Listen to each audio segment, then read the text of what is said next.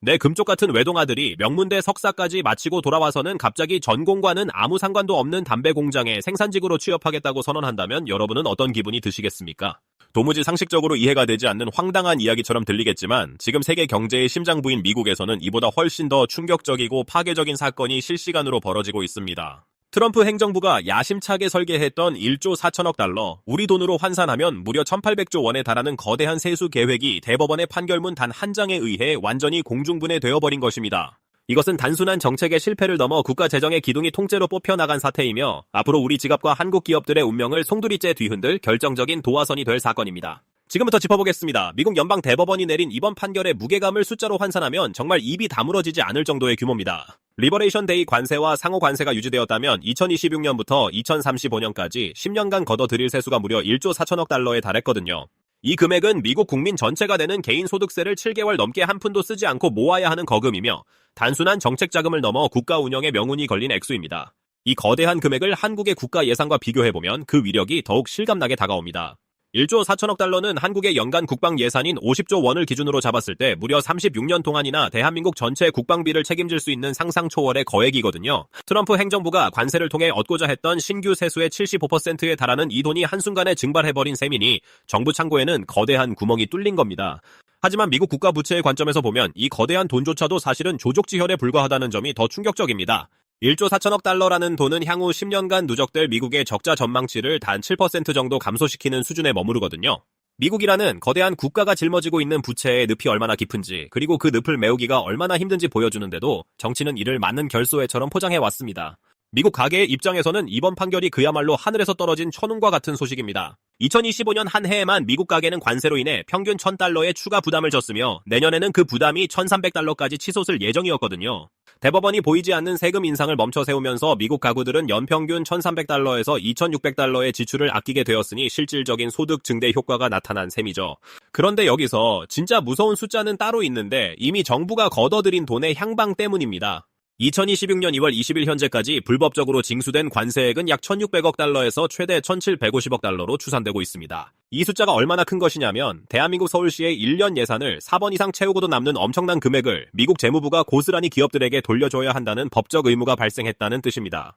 대법원은 이 돈이 법적 근거 없이 거쳤다고 선언했으므로 이제 미국 정부는 이를 기업들에게 돌려줘야 할 잠재적 빚을 떠안게 되었습니다. 이것은 단순한 행정상의 오류가 아니라 국가 재정 운영에 있어서 거대한 싱크홀이 발생한 것과 같습니다. 이미 써버린 돈을 다시 토해내야 하는 재무부 입장에서는 예산 집행에 차질이 생기는 것은 물론이고 국가 신용대도 타격을 입을 수 있는 위기입니다. 대법원이 보수 우위의 지형 속에서도 트럼프 대통령의 손을 들어주지 않은 이유는 행정부가 사용한 법적 근거가 너무나도 빈약했기 때문입니다. 존 로버츠 대법원장은 다수 의견서에서 법치주의의 근간을 흔드는 행정부의 자의적인 법 해석을 아주 조목조목 비판했습니다. 행정부가 사용한 법적 잉크가 너무나 옅어서 수조 달러의 무게를 견디기에는 그 권위와 논리가 턱없이 부족했다는 지적입니다. 행정부는 국제긴급경제권한법이 즉 IEEPA 법전에 명시된 수입조절 권한이 관세 부과를 당연히 포함한다고 주장했습니다. 하지만 대법원의 시각은 완전히 달랐는데 미국 헌법 제1조 8항은 관세와 세금을 부과할 권한을 오직 국민의 대표인 의회에만 부여하고 있기 때문입니다. 행정부가 국가 비상사태라는 명분을 내세워 의회의 고유 권한을 침범했다는 점을 사법부가 아주 엄중하게 꾸짖은 것이죠. 로버츠 대법원장은 IEEPA의 나열된 조사와 차단 그리고 규제 같은 9가지 동사를 정밀하게 분석했습니다. 그 어디에도 관세나 세금이라는 단어는 존재하지 않는다는 점을 강조하며 법전에 적힌 두 단어가 수조 달러의 세금을 지탱하기에는 너무나 가볍다고 일갈했습니다. 이것은 마치 경찰에게 교통을 규제할 권한이 있다고 해서 운전자에게 마음대로 통행세를 거둘 수 없는 것과 같은 이치입니다. 이번 판결의 핵심 논리는 중대 질문 원칙이라는 헌법적 급브레이크입니다. 이 원칙은 국가적으로 막대한 경제적 영향력을 미치는 사안에 대해 행정부가 권한을 행사하려면 반드시 의회에 명확하고 구체적인 법적 위임이 있어야 한다는 것입니다. 트럼프 행정부는 50년 전 제정된 모호한 법조항을 아전 인수격으로 해석해 권력을 남용했다는 판결을 받았으며 이는 민주주의의 견제 원리를 재확인했습니다. 이는 과거 조 바이든 대통령이 추진했던 학자금 대출 탕감 계획을 무력화시켰던 논리와 정확히 일치합니다. 사법부는 대통령의 소속 정당과 관계없이 의회의 고유 권한인 지갑의 권력을 행정부가 침탈하는 것을 허용하지 않겠다는 강력한 메시지를 던진 것입니다. 행정부가 법을 멋대로 해석해 국민의 재산권을 침해하는 행위에 대해 정당한 법적 절차를 지키라는 사법부의 준엄한 호통인 셈이죠. 하지만 숫자가 말해주는 거시적인 지표 뒤에는 실제로 삶이 무너져 내린 소상공인들의 비명이 숨어 있습니다. 코수염 경제학이 항상 강조하는 것이 지표의 미시적 연결을 통해 관세가 어떻게 평범한 미국인들의 삶을 파괴했는지 살펴보겠습니다. 미네소타에서 유아용품 업체를 운영하는 베스 베니케 씨의 사례를 보면 이번 관세 전쟁의 상흔이 단순한 통계 수치보다 얼마나 더 깊고 아픈지 알 수 있습니다. 베니케 씨는 실리콘 소재의 혁신적인 유아용 식판을 개발해 15개의 특허를 보유한 유능한 사업가였습니다. 하지만 2025년 4월 리버레이션 데이 관세가 선포되자 그녀의 꿈은 차갑게 얼어붙었습니다. 중국 공장에서 생산된 16만 달러어치의 제품을 들여오는 데 필요한 관세가 무려 23만 달러로 책정되었기 때문입니다. 물건값보다 세금이 7만 달러나 더 비싼 상식밖에 상황이 벌어진 것입니다. 세금이 제품 원가를 완전히 압도하는 상황에서 그녀는 결국 수입을 포기할 수밖에 없었고 제품은 중국 항구에서 먼지만 쌓인 채 방치되었습니다. 이 과정에서 그녀는 함께 일하던 직원 5명 중 2명을 해고해야만 했으며 자신의 월급을 포기한 채 퇴직연금까지 깨서 회사를 간신히 유지했습니다. 그녀에게 대법원의 판결은 단순히 뉴스 한 줄이 아니라 무너진 삶을 재건할 마지막 희망과도 같습니다. 메릴랜드에서 반려견 의류업체 베이독을 운영하는 바턴 오브라이언 씨의 사정도 다르지 않았습니다. 그는 인도 제조업체로부터 아일랜드풍 스웨터 라인을 출시하려 했으나 상호 관세가 부과되자 생산 단가가 맞지 않아 사업을 아예 접었습니다. 관세는 외국 국가가 내는 돈이라는 대통령의 주장과 달리 그는 관세 비용을 대기 위해 고금리 대출을 받아야 했고 이는 경영을 극도로 악화시켰습니다. 오브라이언 씨의 모든 가용 현금은 미국 관세청에 묶여버렸고 이는 중소기업의 자금줄을 완전히 말려버리는 결과를 초래했습니다.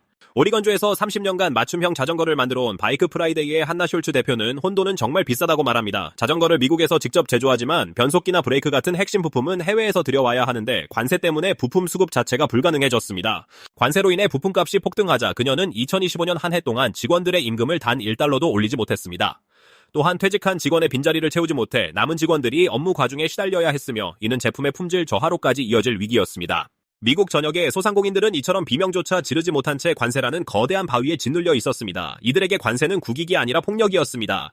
트럼프 대통령의 상호 관세는 단순히 경제정책을 넘어 동맹국들의 팔을 비트는 외교적 몽둥이로 활용되었습니다. 이번 대법원 판결은 이 몽둥이가 사실은 법적 근거가 없는 종기 몽둥이였다는 사실을 폭로했습니다. 한국 정부와 기업들은 지난해 10월 자동차 관세를 25%에서 15%로 낮춰주는 대가로 무려 3,500억 달러 규모의 대미 투자 보따리를 풀기로 합의했었던 기억이 나실 겁니다. 당시 이 합의는 상호 관세라는 거대한 위협을 피하기 위한 최선의 선택이자 외교적 성과로 포장되었습니다.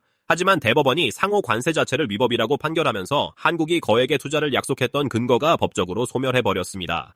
이제 한국 내에서는 법적 권한도 없는 관세 위협에 속아 너무 많은 것을 내준 것 아니냐는 회의론과 함께 정부의 협상 능력에 대한 비판이 고개를 들고 있습니다. 특히 현대자동차와 삼성전자 같은 대기업들은 이미 미국 내 투자를 시작했으나 관세 인하의 법적 기반이 사라지면서 진퇴양난에 빠졌습니다. 향후 트럼프 행정부가 국가 안보를 명분으로 하는 무역확장법 232조와 같은 다른 칼을 꺼내들 경우 또다시 이중의 압박을 받을 위험에 처했기 때문입니다. 동맹국으로서 지불한 천문학적인 보험료가 법적 판단 하나로 아무런 효력을 발휘하지 못한 셈이죠. 반면 인도는 이번 판결로 인해 가장 확실한 반사이익을 누리게 된 국가로 꼽힙니다. 인도의 대미 수출품 중 무려 55%가 그동안 18%의 상호 관세 대상이었으나 이번 판결로 인해 표준 관세만 적용받게 되었기 때문입니다. 인도의 스마트폰과 의약품 그리고 석유화학 제품들은 하룻밤 사이에 가격 경쟁력을 회복했고 이는 인도 증시의 폭발적인 상승으로 이어지며 안도감을 보여주었습니다. 중국 역시 펜타닐 관련 비상 관세가 무효화되면서 대미 수출에 숨통이 트이게 되었습니다. 영국과 일본도 기존에 맺은 관세 인하 합의가 일방적 손해로 전락할 위기에 처하면서 대미 협상 전략을 전면 재검토해야 하는 상황에 놓였습니다. 이번 판결은 글로벌 통상 질서의 판도를 완전히 뒤흔들어 놓았으며 각국은 이제 트럼프 행정부의 법적 허점을 파고드는 새로운 생존 전략을 짜야만 하는 처지입니다. 대법원이 관세는 불법이라고 판결했지만 기업들의 주머니에 돈이 들어오는 과정은 축제가 아닌 전쟁이 될 것입니다. 이미 징수된 1,750억 달러를 돌려받기 위해 수천 개의 기업이 환급 소송을 준비하고 있기 때문입니다. 전문가들은 이를 두고 물속에 피가 뿌려졌다고 표현하며 대형 로펌들이 수조 원의 수수료를 노리고 치열한 법정 공방을 벌이는 소송의 바다가 열렸다고 진단하고 있습니다. 대법원의 판결은 기업들에게 강력한 공격 무기를 쥐어주었으며 이제 연방국제무역법원에는 환급 요구 서류가 산더미처럼 쌓일 것입니다. 하지만 트럼프 대통령은 순순히 돈을 내줄 생각이 전혀 없습니다. 그는 판결 직후 기자회견에서 우리가 거둔 돈은 정당하며 앞으로 5년 동안 법정에서 싸우게 될 것이라고 공언했습니다. 행정부는 환급을 지연시키기 위해 가능한 모든 수단을 동원할 계획입니다. 정부는 기업들이 이미 소비자 가격을 올려서 손해를 보전했다는 가격 정가 논리를 강력하게 내세우고 있습니다. 재무장관은 코스트코가 환급을 받는다면 그 돈을 다시 고객들에게 돌려줄 것이냐며 기업들의 도덕적 해이를 지적하고 나섰습니다. 또한 수백만 건의 세부 수입 항목 중 어떤 것이 무효화된 관세인지 가려내는 작업은 행정적 인력으로 불가능에 가깝다는 실무적인 핑계를 대고 있습니다. 이미 거친 돈은 정부 예산으로 집행되어 사용되었으므로 재무부에 환급해줄 여유 자금이 없다는 실무적인 문제도 심각합니다. 결국 대형 로펌을 고용해 장기전을 수행할 수 있는 대기업들은 끝까지 싸워 돈을 받아내겠지만 영세한 소상공인들은 복잡한 서류 절차와 변호사 비용을 감당하지 못해 환급을 포기할지도 모릅니다. 강한 자가 살아남는 것이 아니라 버티는 자가 환급받는 냉혹한 현실입니다. 이야기는 여기서 끝이 아닌데 진짜 무서운 사실은 따로 있습니다. 대법원이 IEEPA라는 정문을 잠가버리자 트럼프 대통령은 이미 옆문과 뒷문을 열어젖혔기 때문입니다. 그는 판결 직후 무역법 122조를 근거로 전 세계를 향한 10% 보편 관세를 즉시 재부과하겠다고 선포했습니다. 이 법은 국제 수지 적자가 심각할 때 대통령에게 부여되는 특별한 권한으로 사법부의 판결을 우회하는 카드입니다. 무역법 122조는 대통령이 150일 동안 최대 15%의 관세를 매길 수 있게 허용하는 조항입니다. 미국 역사상 한 번도 실제 집행된 적이 없는 잠자는 조항이었지만 트럼프 대통령은 이를 전격적으로 깨워버렸습니다. 150일이라는 시한부 권한을 이용해 일단 관세를 매긴 뒤 그 기간 안에 의회를 압박해 정식 법안을 통과시키거나 각국으로부터 새로운 양보를 받아내겠다는 고도의 전략입니다. 이것은 마치 법원 판결로 쫓겨난 집 주인이 마당에 텐트를 치고 다시 들어가겠다고 시위하며 버티는 것과 같습니다. 또한 행정부는 국가 안보를 명분으로 하는 무역확장법 232조 조사를 자동차와 반도체 그리고 핵심 광물 등으로 대폭 확대하고 있습니다. 232조는 IEEPA와 달리 관세율에 제한이 없고 기간도 무제한이어서 기업들에게는 훨씬 더 치명적이고 공포스러운 무기가 될 수 있습니다. 무역법 301조 역시 특정 국가의 개별 정책이나 지식재산권 문제를 삼아 압박하는 협상용 카드로 적극 활용될 예정입니다. 트럼프의 관세 엔진은 멈춘 것이 아니라 더 좁지만 더 깊은 곳을 찌르기 위해 연료를 교체하고 있는 셈입니다. 사법부의 판결에도 불구하고 행정부의 보호무역주의 기조는 꺾이지 않았으며 오히려 더 정교하고 날카로운 법적 칼날을 갈며 다음 타겟을 노리고 있는 형국입니다. 이번 사태를 통해 우리는 세 가지 근본적인 성찰을 마주하게 됩니다. 첫째는 비상사태라는 명분이 대통령의 전능한 열쇠가 아니라는 점입니다. 대통령이 경제지표 하나를 근거로 국가 비상사태를 선포하고 국민과 기업의 재산권을 무분별하게 침해하는 행위는 법치주의의 이름으로 결코 용납될 수 없습니다. 아무리 보수적인 사법부라도 헌법의 근간을 흔드는 권력 남용에는 철퇴를 내린다는 사실입니다. 둘째는 관세의 비용은 결국 국민과 소상공인의 몫이라는 경제적 진실입니다. 1조 4천억 달러라는 거대한 세수 증대 계획 뒤에는 베니캐시의 멈춰버린 꿈과 수많은 노동자의 동결된 임금이 있었습니다. 관세는 외국 국가가 지불하는 승전비가 아니라 결국 자국 국민이 지불하는 영수증임이 데이터와 실제 사례로 증명되었습니다. 정치적 선동이 경제적 원리를 이길 수 없다는 뼈아픈 교훈입니다. 셋째는 글로벌 통상 질서의 파괴가 국가 간의 이중의 비용을 요구한다는 사실입니다.